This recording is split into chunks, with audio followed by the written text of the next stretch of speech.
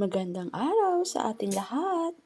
Ang ganap natin ngayong araw ay nagpabakuna ang ating baby GM. Ngayon, wala po tayong PCV.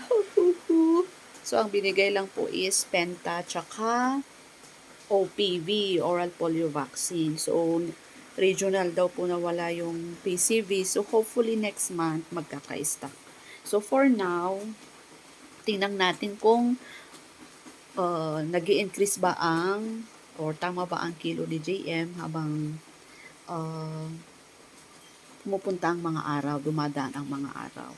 So, meron siyang baby book dito. Ayan.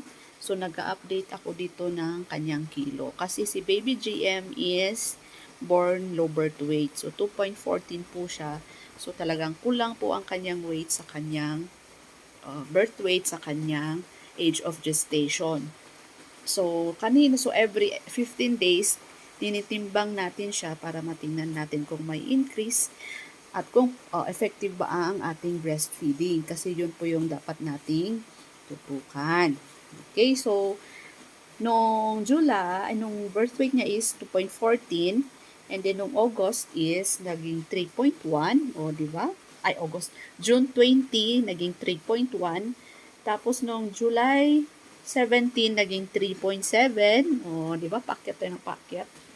And then kanina, nung bago siya bakunahan, kinilo siya. So, ang kilo niya kanina is 4.3. So, we are going up the arrow. Okay, so meron, dito po sa kanyang baby book, meron pong monitoring. Okay, alam ng mga mamis yan.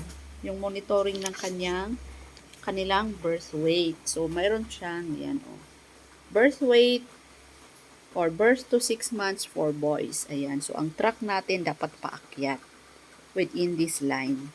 Okay? So, nag-start tayo dito sa first month niya.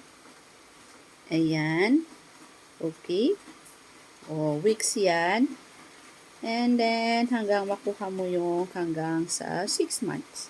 So, dapat within that green, itong green na to, ang kanyang timbang. So, at least nakikita natin, wait, i-plot natin kasi nilagay ko na ang kanyang kilo. Ayan, ipa-plot natin siya. Okay. So, yan. So, kanya ng kanyang kilo. So, ayan, paakyat. We are under the green line. Ayan. So, at least, pasok naman ang timbang ni JM sa ating score, sa ating Z-scores. Okay, for boys. Ayan. So, sakto lang ang ating ginagawa, ang ating pagbe-breastfeed. Ayan. So, tama lang po ang ating ginagawa. So, let's continue.